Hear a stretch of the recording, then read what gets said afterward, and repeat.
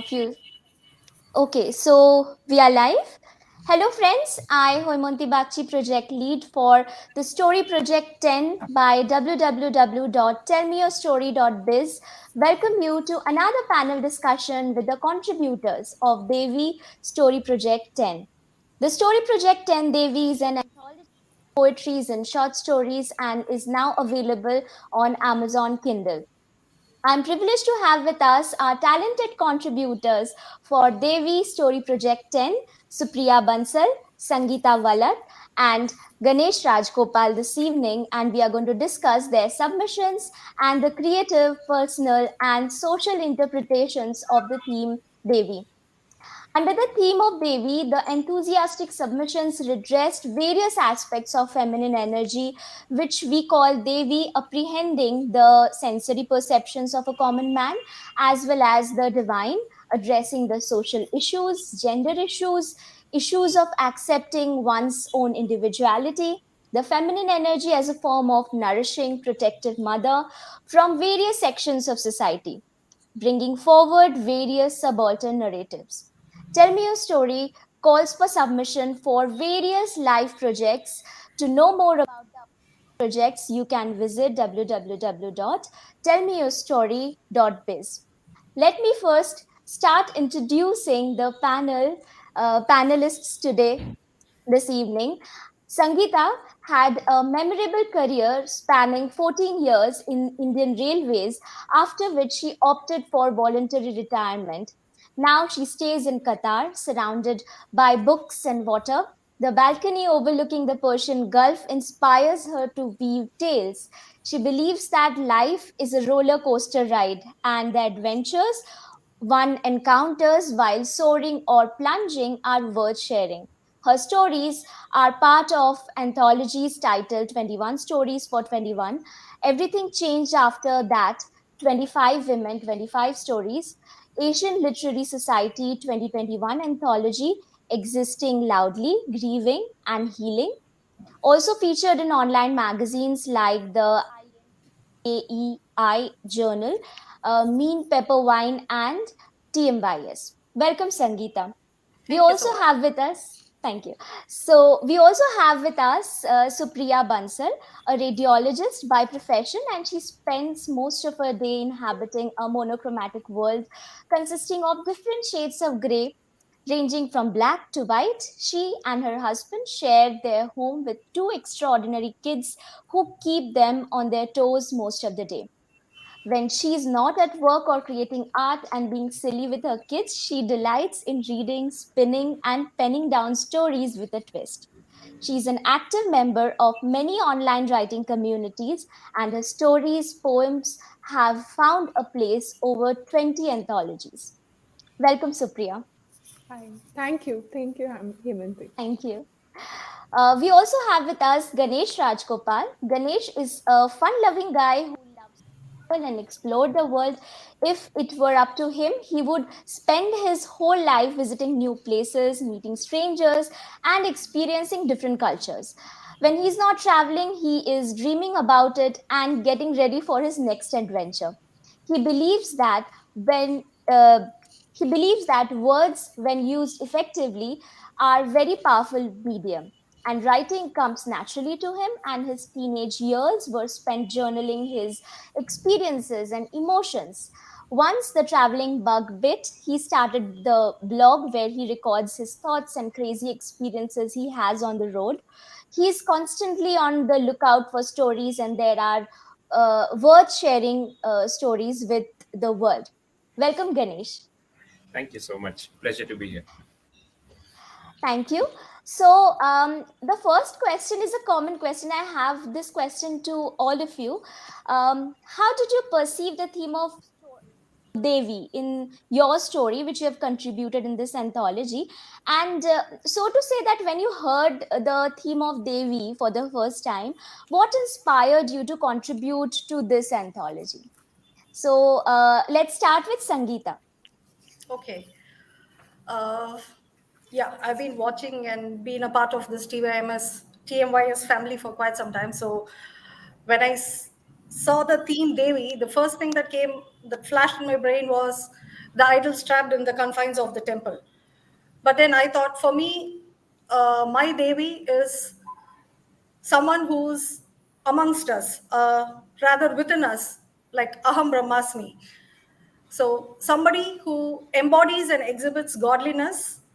And my Devi is someone who's empathetic towards the sufferings and pains of others. And although entangled in the complexities of life, uh, comes out of the comfort zone and goes extra mile to help others. So I have based my Devi, my story, titled "A Mother Like No Other," in this basis. Thank you. Thank you. So, can we hear from Supriya? Yeah. How did you perceive the theme of Devi? See, the way I kind of visualize the spiritual entity is within yourself. Like, I am God. The God is within me. The goddess or any entity spiritual, the higher power, doesn't exist outside. It is within us. It's the moment we realize and we give in to that being is, I mean, that's the moment we realize that everything is possible in this world.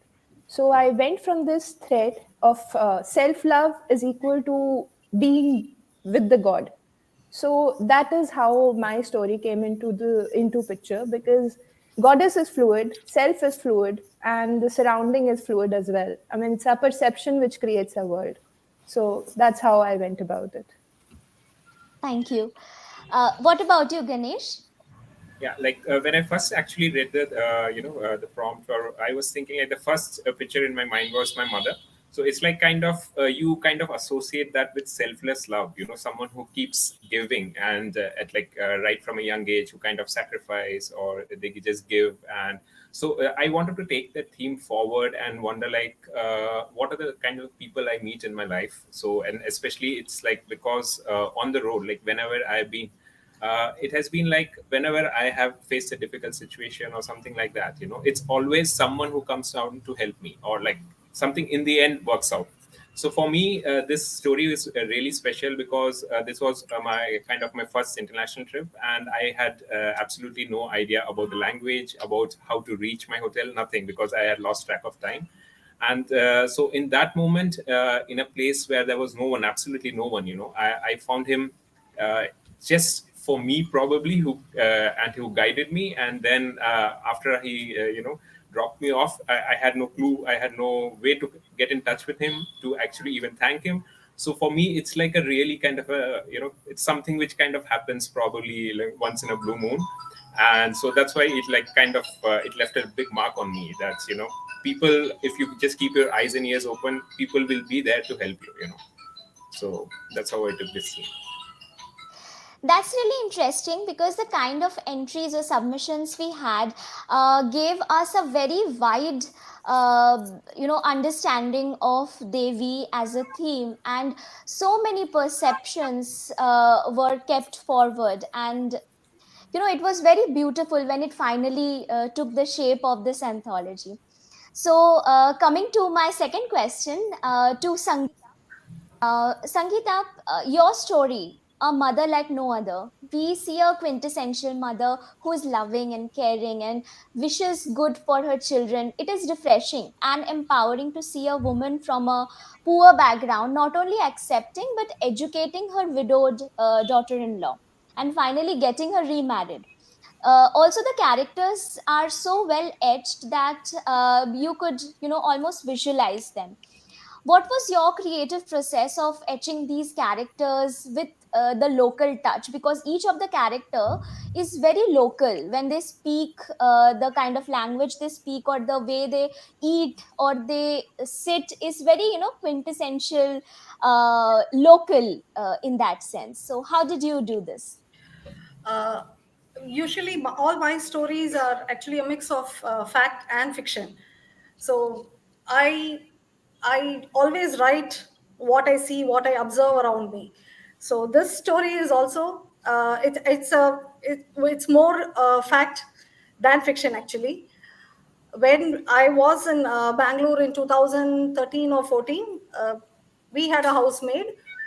Her name was Saraswati Amma. I just changed it to Saroj Amma, Yeah. actually. And And she actually did this. She got her daughter-in-law remarried. So when I heard this for the first time, I was completely shocked. Her maturity of thought and Thought. action, just I was in awe of her. She's just an uneducated woman from a very what economically backward community, and I was surprised. So and the other character, the mother-in-law of the house, the one who narrates the story, is actually Yeah. based on my own mother-in-law. Yeah, uh, my mother-in-law is a very spirited woman, and I share a very good friendship with her. So I've always observed her, and I base my characters on real people. So maybe that's why my characters look real, or rather Yeah. sound real. That's about it. That's really interesting. That's really interesting to hear from you. So, my next question is to Supriya. Your story, Homecoming, addresses expatriates of the society, the LGBTQIA community, initiating acceptance of their own individuality and self proclamation of divinity within.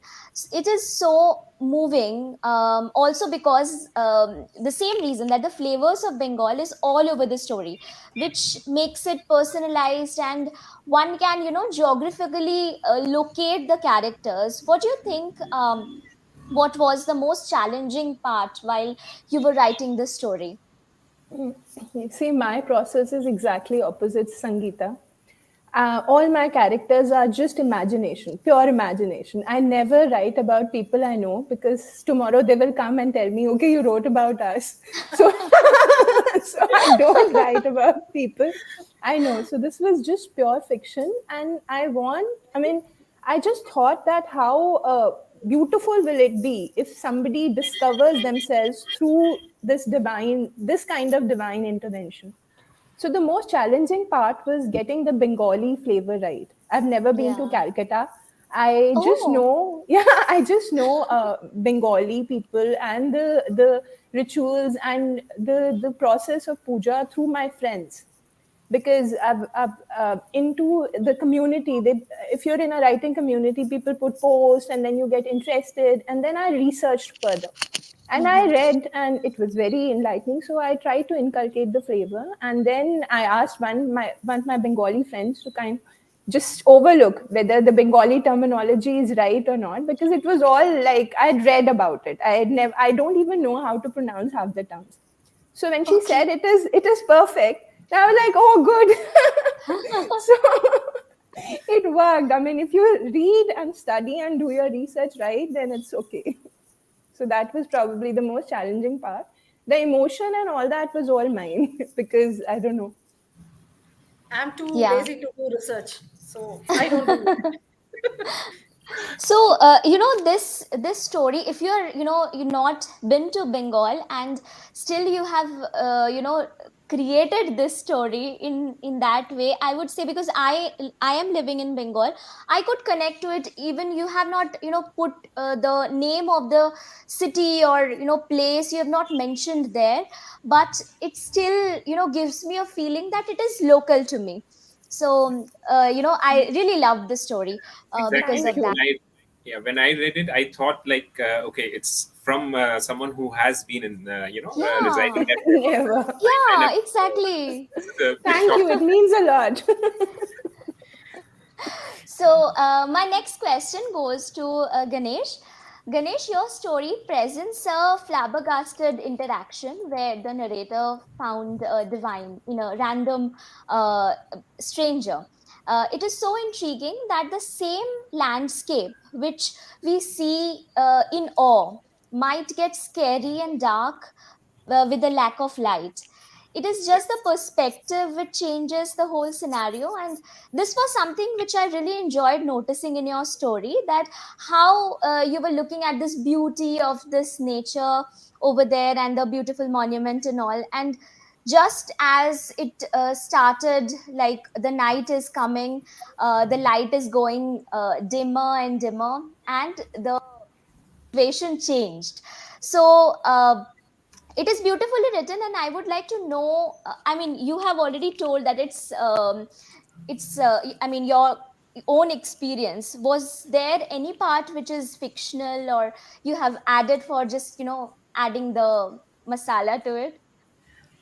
So maybe I like certain elements I would have just accentuated like in an extent, like because in that moment my like I am from Jaipur, like I was brought up in Jaipur for a long time, so like for 20 years I was there.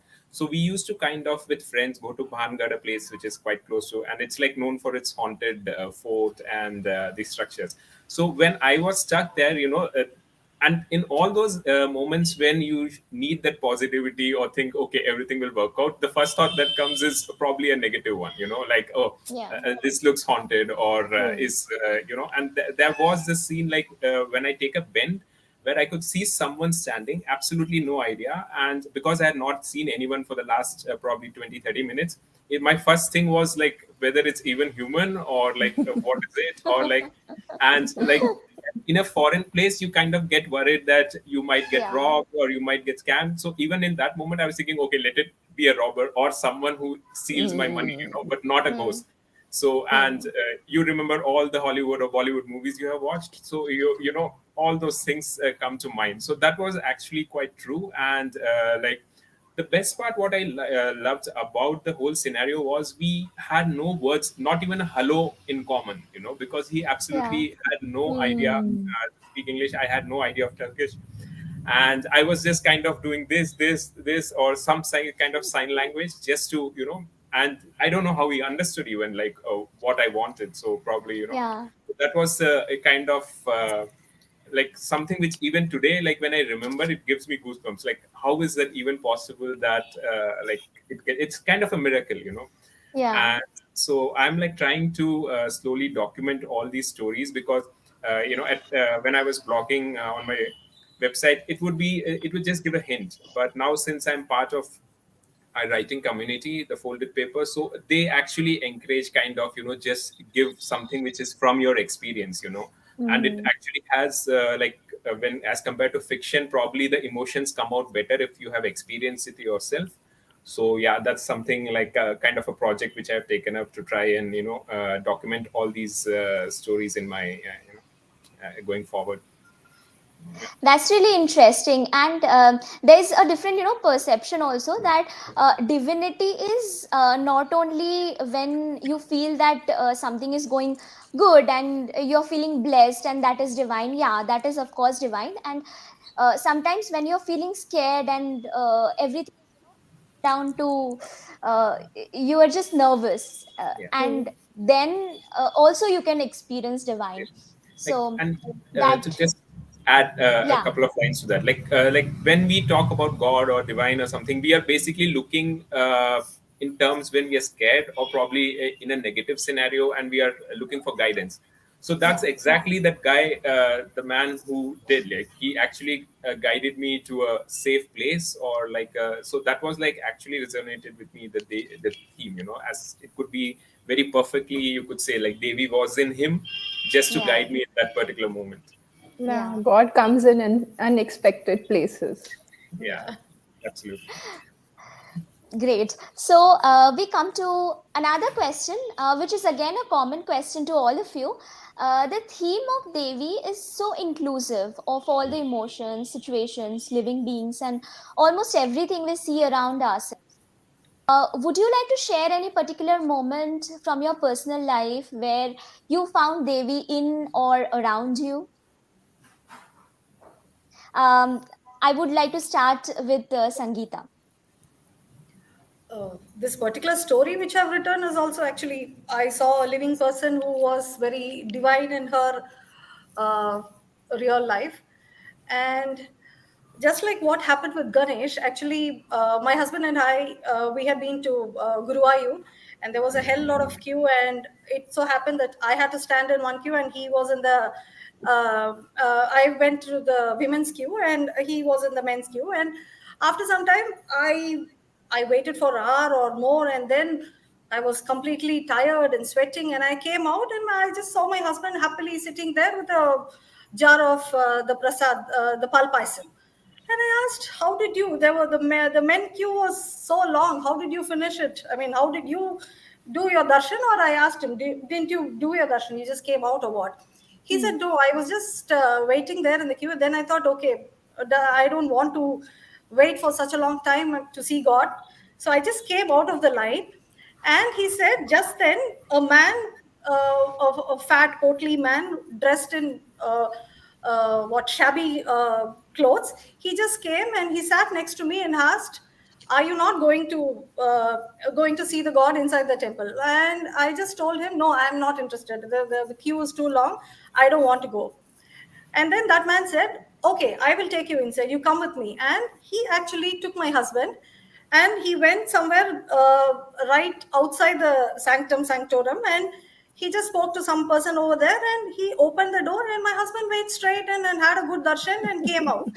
And after he came out, this man again came and asked, don't you want to buy the prasad? My husband again said, my husband is quite lazy. He again said, no, there's a long queue in the prasad counter. I don't want to go. And the man actually went. He went to the prasad counter, got him a big bottle of payasam, and left it with him. And he just went away. My husband was looking for his purse to pay him because the prasad was it cost money. Before he could take it, the man had vanished. When I came out of the queue and my husband told us, I said, I don't know. It was just Lord Krishna himself who took you inside. So that is one experience which I will always say. I mean, I don't know. He met God. God convinces devotees. I know. If I encounter any of like any such question in a temple, that's the strategy I'm going to use. So I'm too lazy. So This is super cool, huh? when the mountain, the Muhammad came to the mountain, basically. So that is one such experience which actually I thought maybe I should have also stayed behind with him, no? You should have. Yeah. Next time you should have. Yes. Okay. See, it has to be convincing enough. You can't pretend. You have to be really lazy and you have to be really disinterested. Then only does the God come down to help you. I know. I was just standing in the queue praying to God, I need to come inside. Yeah, but then he was happily sitting and God actually took him inside. He's blessed. Oh, great.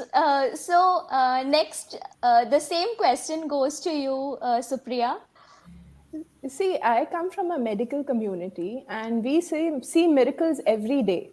So I have this strong faith in spirituality and divinity, because sometimes, we see things which cannot be done, which are not possible, but they happen.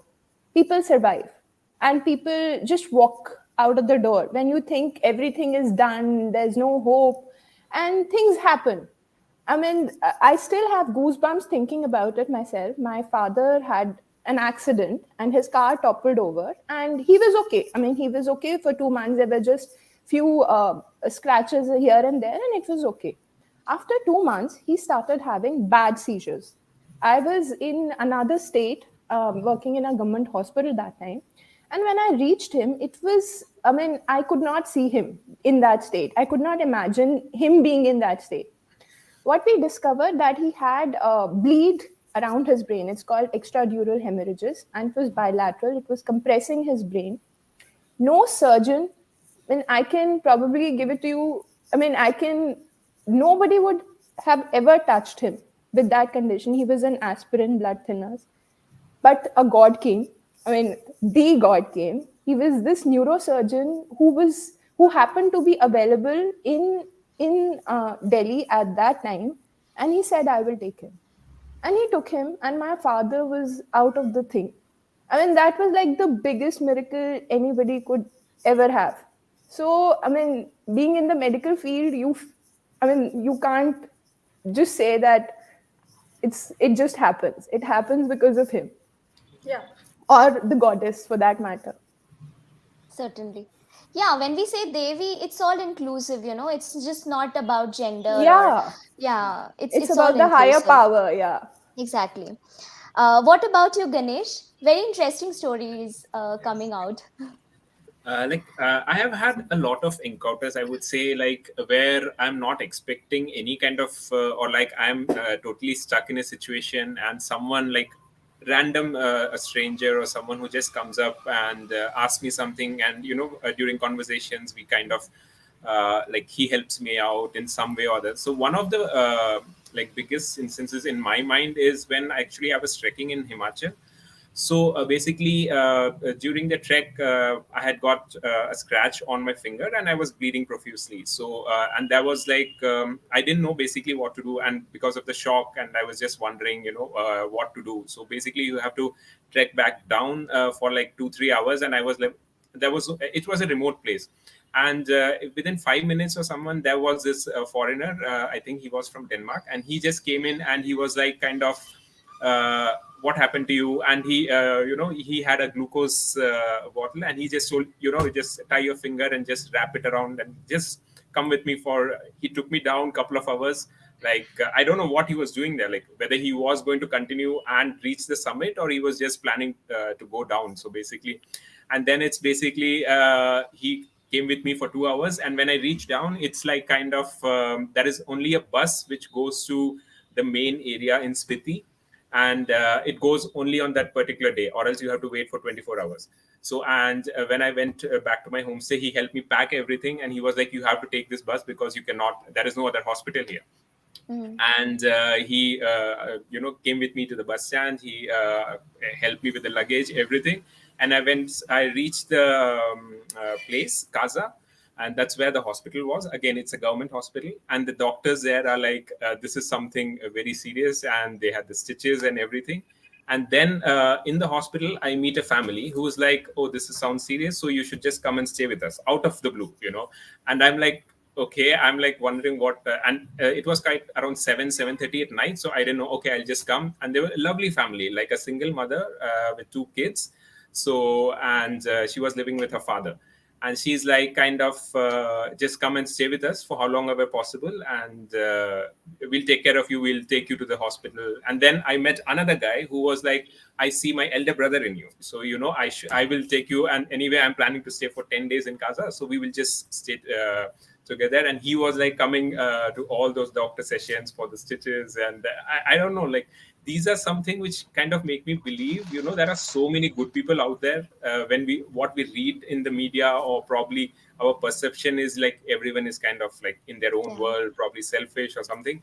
But when I meet these such people, I'm like, world is such a beautiful place. Probably we have to open ourselves a bit more, make ourselves more vulnerable to kind of experience it. But and this is just one example. Like there have been so countless examples where I've lost money, or where I've got scammed or something like that, but someone or the other, someone takes pity on me, or like kind of helps me. And it's like a beautiful feeling.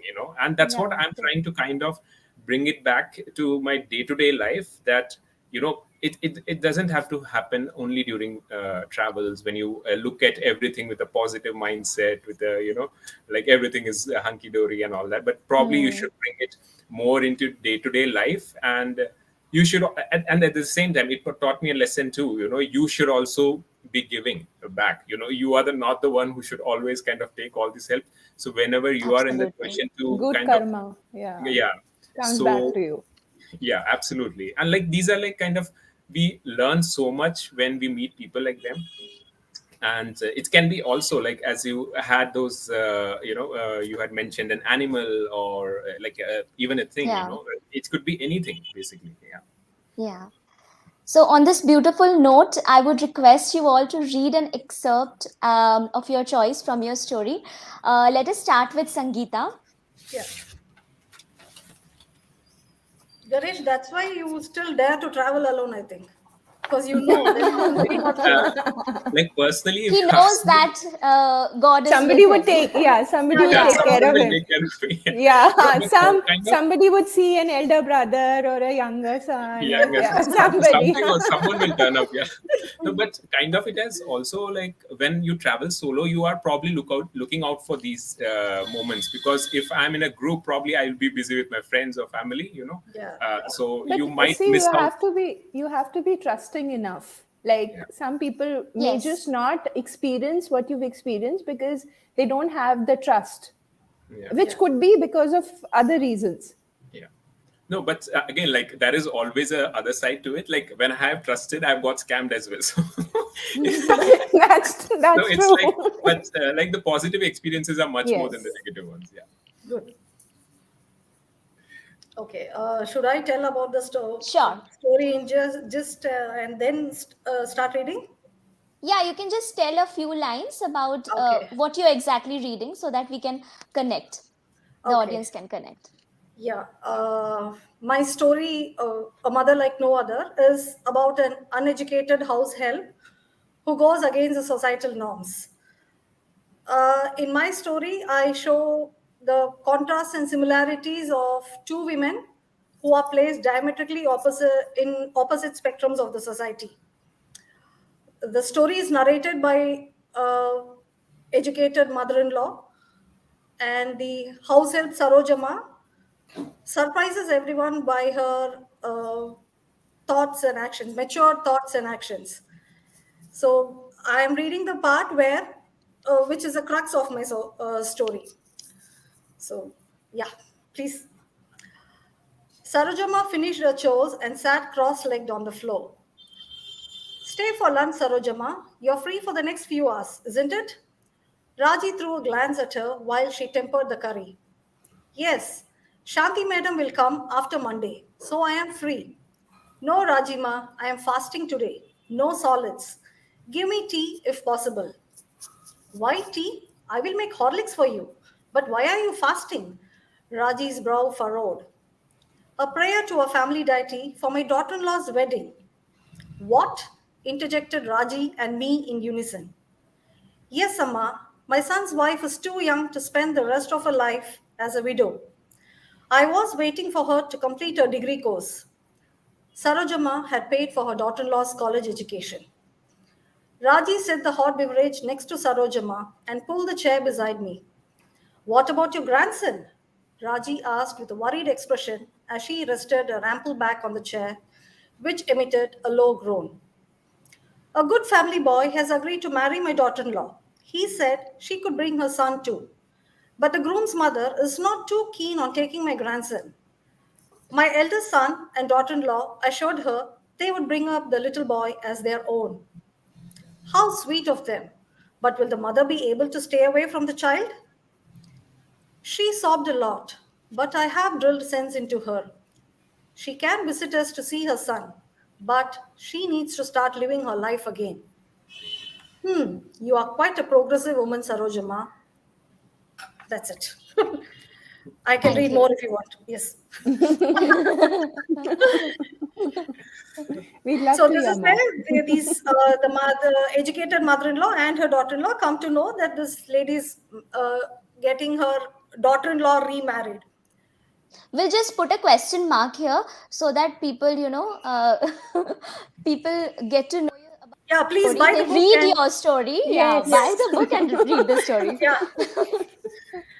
Uh, Okay. this is Supriya, just a can you? trailer. Yeah. This is just a trailer. Supriya, can you please read an Yeah, excerpt yeah. from your story? Okay. So actually, my story is about these people who make Durga Puja Pratima. So there's an old man and he has a grandson. And since the old man has fractured his limbs, so the grandson, who's about 12 years old, takes upon the responsibility of making the Pratima since they've already had the order and cannot be cancelled. So I'll go about reading my the excerpt from my story. A pearl grey cloud of sandalwood blinded him for a moment. Vishnu. Vishnu is the name of the grandfather, the old man. Vishnu rubbed his blurry eyes. Goddess Durga stood before him in her clay avatar, elegant, ethereal, in all her splendor, astride a lion with the demon Mahishasur trapped under her foot. The outline of a female form next to Ma Durga's face, working on the idol's majestic eyes, surprised Vishnu. Perched atop a ladder, lost in deft brush strokes, dressed in red bordered white sari and puff sleeved red blouse, the woman looked almost like an extension of Ma. The clinking of the red and white coral and conch shells on her wrist broke Vishnu's reverie. Nainer Moni, my Bengali might be a little shaky. He That's okay. sputtered. A million questions darted across his head. Had Uma, his dead daughter, risen from the dead? Vishnu gasped. But what about the tarpan he offered her, year after year? Could she not attain moksha because of him? The elderly sculptor lamented. And where the heck was Kokon? So read and buy the book to know more.